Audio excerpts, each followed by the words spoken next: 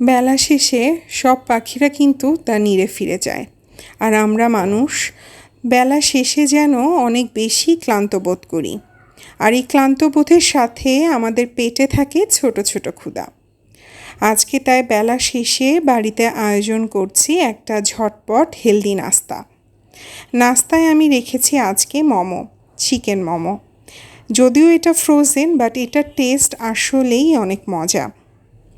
আপনারা চাইলে ঝটপটের এই মোমোটা ট্রাই করতে পারেন।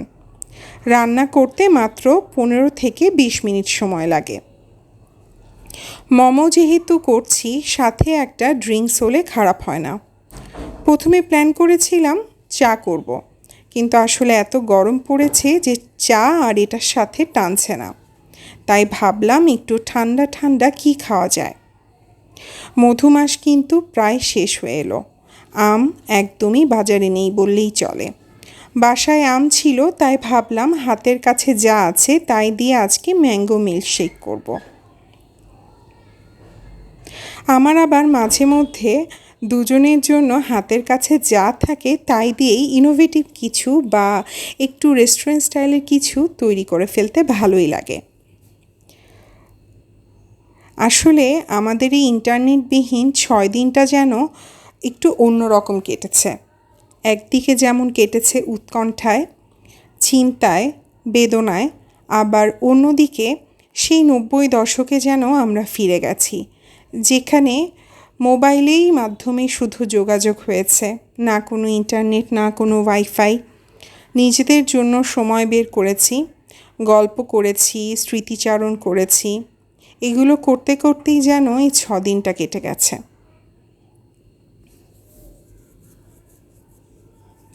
বিকেলের নাস্তাটা আমি সবসময় চেষ্টা করি একটু ভিন্নধর্মী করতে। বিকেলের নাস্তার সাথে কিন্তু মাঝে মধ্যে আমার মুভি দেখতে অনেক ভালো লাগে।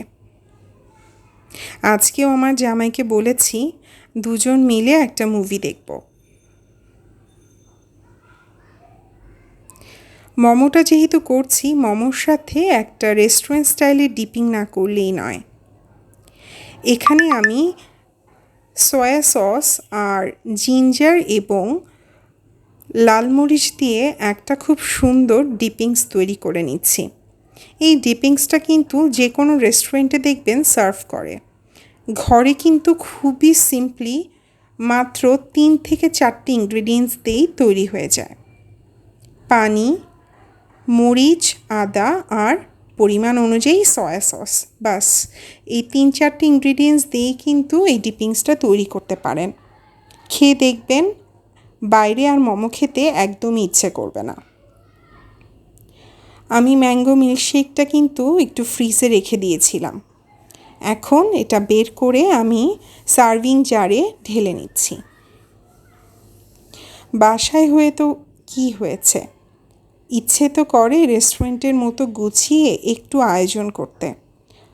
আমার আবার একটু গুছিয়ে আয়োজন করতে ভালোই লাগে। মনে হয় যেন একদম রেস্টুরেন্টে বা স্পেশাল একটা জায়গায় বসে স্পেশাল মোমেন্ট ক্রিয়েট করে খাচ্ছি। আর আমি আবার একটু গার্লিক মেয়ো দিয়ে মোমো খেতে পছন্দ করি। এই গার্লিক মেয়ো রেসিপিটা কিন্তু অতি শীঘ্রই আমার পেজে পেয়ে যাবেন। এদিকে কিন্তু আমার মোমোগুলো একদম রেডি হয়ে গেছে, গরম গরম ধোয়া ওঠা মোমো। আমাকে যদি কেউ 3 বেলা মোমো অফার করে, আমি জায়গায় বসে 3 বেলায় মোমো খেতে পারবো। আমি এতটাই মোমো ফ্রিক। আমার জামাইও কিন্তু সেম। ব্যাস, এবার চলুন চলে যাব আমার বৈঠকখানায়। বলেছি বেলা শেষে, তাই সাজপাতির সাথেই আজকের এই খাবারের বৈঠকখানাটা রেডি করছি। মাঝে মধ্যে এগুলো দেখলে আমার জামাই অনেক খুশি হয় আর বলে, তুমি আসলেই পারো, এত ধৈর্য তোমার কোথা থেকে আসে। ব্যাস, আমার কিন্তু রেডি হয়ে গেল একদম রেস্টুরেন্ট স্টাইলের একটা প্ল্যাটার। এখন দুজন মিলে মুভি দেখব আর এই প্ল্যাটারটা এনজয় করব। আজকে আমার এই বেলা শেষের আয়োজনটা আপনাদের কেমন লেগেছে? আপনারা কি বেলা শেষে এরকমই কোনো আয়োজন করেন? জানাবেন।